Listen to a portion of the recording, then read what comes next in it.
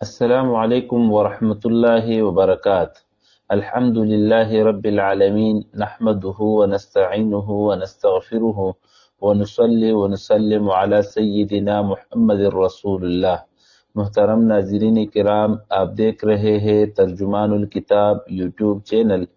آپ سب کو دل کی گہرائی سے خوش آمدید کہتا ہوں۔ آج بھی ہم سچائی، خشوع اور اخلاص کے ساتھ بیٹھے ہیں قرآن پاک کی عظمت سے اپنے دلوں کو روشن کرنے کے لیے۔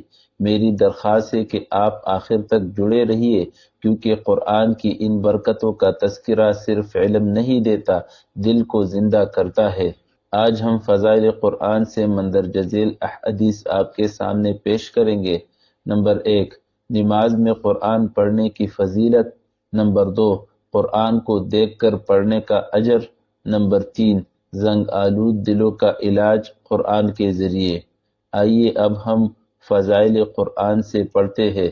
حضرت عائشہ رضی اللہ عنہا نے حضور اقدس صلی اللہ علیہ وسلم کا یہ ارشاد نقل کیا ہے کہ نماز میں قرآن شریف کی تلاوت بغیر نماز کی تلاوت سے افضل ہے، اور بغیر نماز کی تلاوت تسبیح و تکبیر سے افضل ہے، اور تسبیح صدقہ سے افضل ہے، اور صدقہ روزہ سے افضل ہے، اور روزہ بچاؤ ہے آگ سے۔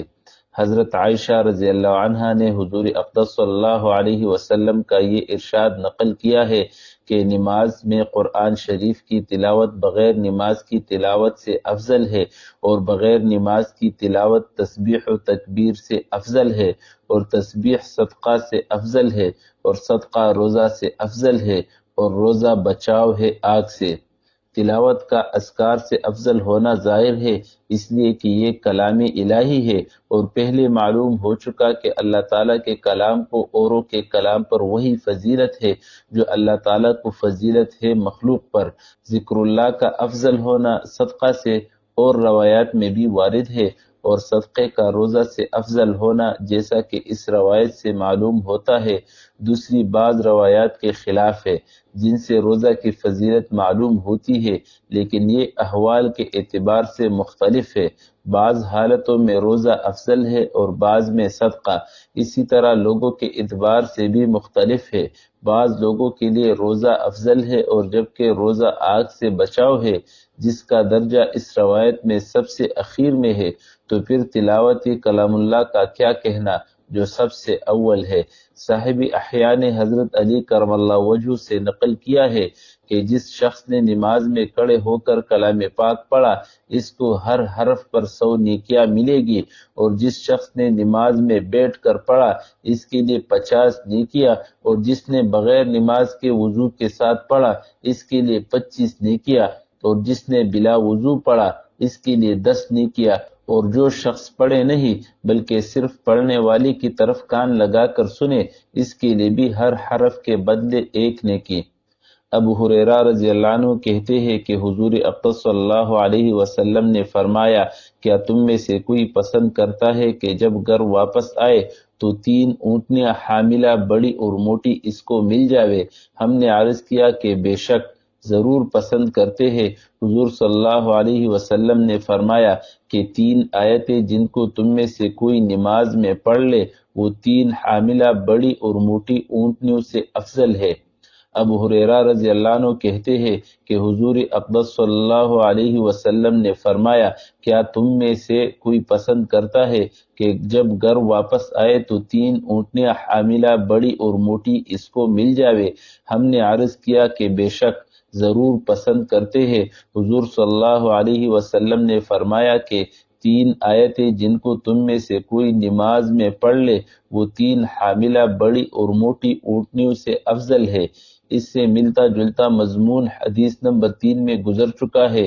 اس حدیث شریف میں چونکہ نماز میں پڑھنے کا ذکر ہے اور وہ بغیر نماز کے پڑھنے سے افضل ہے، اس لیے تشبیہ حاملہ اونٹنیوں سے دی گئی، اس لیے کہ وہاں بھی 2 عبادتیں ہیں، نماز اور تلاوت۔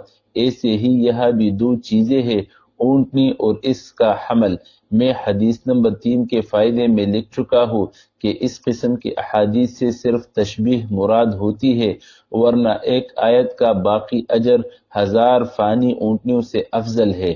اوس ثقفی رضی اللہ عنہ نے حضور اقدس صلی اللہ علیہ وسلم سے نقل کیا ہے کہ کلام اللہ شریف کا حفظ پڑھنا 1000 درجہ ثواب رکھتا ہے اور قرآن پاک میں دیکھ کر پڑھنا 2000 تک بڑھ جاتا ہے۔ اوس ثقفی رضی اللہ عنہ نے حضور اقدس صلی اللہ علیہ وسلم سے نقل کیا ہے کہ کلام اللہ شریف کا حفظ پڑھنا 1000 درجہ ثواب رکھتا ہے اور قرآن پاک میں دیکھ کر پڑھنا 2000 تک بڑھ جاتا ہے۔ حافظ قرآن کے متعدد فضائل پہلے گزر چکے ہیں۔ اس حدیث شریف میں جو دیکھ کر پڑھنے کی فضیلت ہے وہ اس وجہ سے ہے کہ قرآن پاک کے دیکھ کر پڑھنے میں تدبر اور فکر کے زیادہ ہونے کے علاوہ وہ کئی عبادتوں کو متضمن ہے۔ قرآن پاک کو دیکھنا، اس کو چھونا وغیرہ وغیرہ، اسی وجہ سے یہ افضل ہوا۔ چونکہ روایات کا مفہوم مختلف ہے، اسی وجہ سے علماء نے اس میں اختلاف فرمایا ہے کہ کلام پاک کا حفظ پڑھنا افضل ہے یا دیکھ کر۔ ایک جماعت کی رائے ہے کہ حدیث بالا کی وجہ سے اور اس وجہ سے کہ اس میں غلط پڑھنے سے امن رہتا ہے، قرآن پاک پر نظر رہتی ہے، قرآن شریف کو دیکھ کر پڑھنا افضل ہے۔ دوسری جماعت دوسری روایت کی وجہ سے اور اس وجہ سے کہ حفظ پڑھنا زیادتی خشوع کا سبب ہوتا ہے، ریا سے دور ہوتا ہے، اور نیز نبی کریم صلی اللہ علیہ وسلم کی عادت شریفہ حفظ پڑھنے کی تھی، حفظ کو ترجیح دیتی ہے۔ امام نووی رحمۃ اللہ علیہ نے اس میں یہ فیصلہ کیا ہے کہ فضیلت آدمیوں کے لحاظ سے مختلف ہے۔ بعض کے لیے دیکھ کر پڑھنا افضل ہے جس کو اس میں تدبر و تفکر زیادہ حاصل ہوتا ہو، اور جس کو حفظ میں تدبر زیادہ حاصل ہوتا ہو اس کے لیے حفظ پڑھنا افضل ہے۔ حافظ رحمۃ اللہ علیہ نے بھی فتح الباری میں اسی تفصیل کو پسند کیا ہے۔ کہا جاتا ہے کہ حضرت عثمان رضی اللہ عنہ کے پاس کثرتی تلاوت کی وجہ سے دوم کلام مجید پڑھے تھے۔ عمر بن میمون رحمۃ اللہ علیہ نے شرح احیاء میں نقل کیا ہے کہ جو شخص صبح کی نماز پڑھ کر قرآن مجید کھولے اور بقدر 100 آیت کے پڑھ لے، تمام دنیا کی بقدر اس کا ثواب لکھا جاتا ہے۔ قرآن شریف کا دیکھ کر پڑھنا نگاہ کے لیے مفید بتلایا جاتا ہے۔ ابو عبید رضی اللہ عنہ نے حدیث مسلسل نقل کی ہے جس میں ہر راوی نے کہا ہے کہ مجھے آنکھوں کی شکایت تھی تو استاد نے قرآن شریف دیکھ کر پڑھنے کو بتلایا۔ حضرت امام شافعی صاحب رحمۃ اللہ علیہ بسا اوقات عشاء کے بعد قرآن شریف کھولتے تھے اور صبح کی نماز کے وقت بند کرتے تھے۔ عبداللہ بن عمر رضی اللہ عنہما نے حضور اکرم صلی اللہ علیہ وسلم سے نقل کیا ہے کہ دلوں کو بھی زنگ لگ جاتا ہے جیسا کہ لوہے کو پانی لگنے سے زنگ لگتا ہے۔ پوچھا گیا کہ حضور ان کی صفائی کی کیا صورت ہے؟ آپ صلی اللہ علیہ وسلم نے فرمایا کہ موت کو اکثر یاد کرنا اور قرآن پاک کی تلاوت کرنا۔ عبداللہ بن عمر رضی اللہ عنہما نے حضور اکرم صلی اللہ علیہ وسلم سے نقل کیا ہے کہ دلوں کو بھی زنگ لگ جاتا ہے جیسا کہ لوہے کو پانی لگنے سے زنگ لگتا ہے۔ پوچھا گیا کہ حضور ان کی صفائی کی کیا صورت ہے؟ آپ صلی اللہ علیہ وسلم نے فرمایا کہ موت کو اکثر یاد کرنا اور قرآن پاک کی تلاوت کرنا، یعنی گناہوں کی کثرت اور اللہ جل شانہ کی یاد سے غفلت کی وجہ سے دلوں پر بھی زنگ لگ جاتا ہے جیسا کہ لوہے کو پانی لگ جانے سے زنگ لگ جاتا ہے، اور کلام پاک کی تلاوت اور موت کی یاد ان کے لیے ثقل کا کام دیتا ہے۔ دل کی مثال ایک آئینہ کی سی ہے، جس قدر وہ دھندلا ہوگا معرفت کا انعکاس اس میں کم ہوگا، اور جس قدر صاف اور شفاف ہوگا اسی قدر اس میں معرفت کا انعکاس واضح ہوگا۔ اسی لیے آدمی جس قدر معاصی شہوانیہ یا شیطانیہ میں مبتلا ہوگا اسی قدر معرفت سے دور ہوگا، اور اسی آئینے کے صاف کرنے کے لیے مشائخ سلوکی ریاضت و مجاہدات، اذکار و اشغال تلقین فرماتے ہیں۔ احادیث میں وارد ہوا ہے کہ جب بندہ گناہ کرتا ہے تو ایک سیاہ نقطہ اس کے قلب میں پڑ جاتا ہے، اگر وہ سچی توبہ کر لیتا ہے تو وہ نقطہ زائل ہو جاتا ہے، اور اگر دوسرا گناہ کر لیتا ہے تو دوسرا نقطہ پیدا ہو جاتا ہے۔ اسی طرح اگر گناہوں میں بڑھتا رہتا ہے تو شدہ ان نقطوں کی کثرت سے دل بالکل سیاہ ہو جاتا ہے، پھر اس قلب میں خیر کی رغبت ہی نہیں رہتی بلکہ شر ہی کی طرف مائل ہوتا ہے۔ اللہم احفظنا منہ۔ اسی کی طرف قرآن پاک کی اس آیت میں اشارہ ہے کلا بل ران علی قلوبہم ما کانوا یکسبون، سورۃ تطفیف آیت 14۔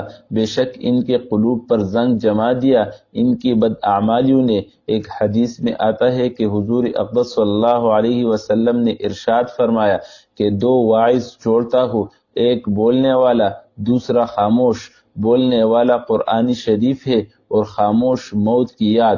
حضور صلی اللہ علیہ وسلم کا ارشاد سر آنکھوں پر، مگر واعظ تو اس کے لیے ہو جو نصیحت قبول کرے، نصیحت کی ضرورت سمجھے۔ جہاں سرے سے دین ہی بیکار ہو، ترقی کی راہ میں مانع ہو، وہاں نصیحت کی ضرورت کسے اور نصیحت کرے گی کیا؟ حسن بصری رحمۃ اللہ علیہ کہتے ہیں کہ پہلے لوگ قرآن شریف کو اللہ کا فرمان سمجھتے تھے، رات بھر اس میں غور و تدبر کرتے تھے اور دن کو اس پر عمل کرتے تھے، اور تم لوگ اس کے حروف اور زبر و زیر تو بہت درست کرتے ہو، مگر اس کو فرمانی شاہی نہیں سمجھتے، اس میں غور و تدبر نہیں کرتے۔ اللہم اجعل القرآن ربیع قلوبنا ونور صدورنا وجلاء احزاننا وذہاب ہمومنا۔ اے اللہ، قرآن کو ہمارے دلوں کی بہار بنا دے، ہمارے سینوں کا نور بنا دے، غموں کی دوا اور پریشانیوں کا مداوا بنا دے۔ یا اللہ، ہمیں قرآن پڑھنے والا، سمجھنے والا، اس پر عمل کرنے والا اور اس کی دعوت دینے والا بنا دے، آمین یا رب العالمین۔ آج کا سوال، کہ آپ قرآن پاک کو دیکھ کر پڑھنا زیادہ پسند کرتے ہیں یا زبانی، اور اس کی وجہ کیا ہے؟ براہ کرم اپنی رائے کمنٹ میں ضرور لکھیے، اور اگر ویڈیو پسند آئے تو لائک، شیئر اور کمنٹ کریں۔ ترجمان الکتاب چینل کو سبسکرائب کرنا ہرگز مت بھولیے تاکہ فضائل قرآن کا نور زیادہ سے زیادہ دلوں تک پہنچ سکے۔ جزاکم اللہ خیرہ، والسلام علیکم ورحمۃ اللہ وبرکاتہ۔